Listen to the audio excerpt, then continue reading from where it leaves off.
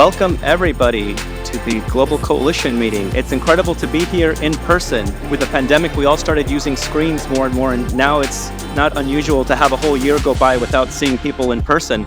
But it feels a little bit like Hollywood when you start to see people that you've been seeing on the screen now come to life, and now we're all here in one room.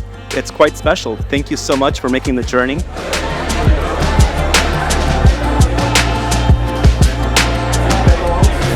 I can't tell you what a great honor it is for me to be in this room with so many experts from so many different parts of your governments. I am happy to have the opportunity to thank you in person for everything that you have been doing over the past year. I believe it is important that participant countries reflect on and communicate what their own objectives are as part of the Global Coalition and what they want to achieve over the next 12 months. I urge us to invest in the hard work of building and supporting capacity in less developed parts of the world. This will require time, building relationships, face-to-face visits, and follow-up meetings. Every country has challenges, they're just different ones.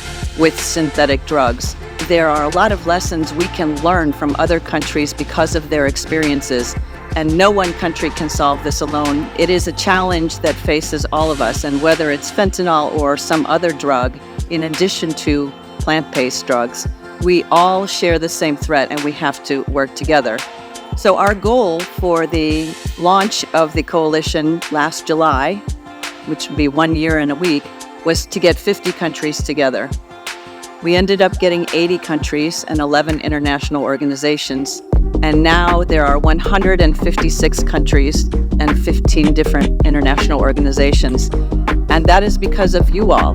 President Biden has now requested $24 billion just for domestic treatment programs at home. We now have a medical doctor who's the head of the White House Office of National Drug Control Policy.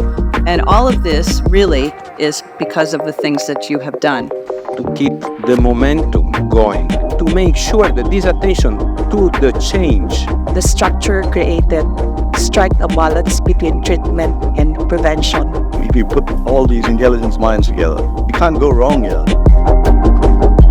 The International Society of Substance Use Professionals, the exchange between national chapters is fantastic. But when we come together, there's a magic.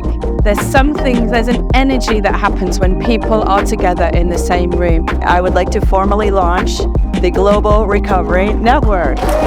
Recovery is part of the whole continuum of care, and that's why it's a very important component in this conference.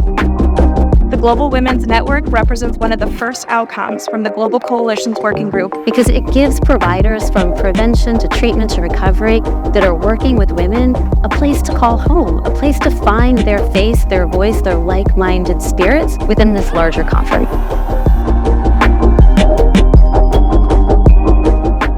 So one thing that I think the coalition needs to do is start looking at some of these issues that are challenging us outside the box.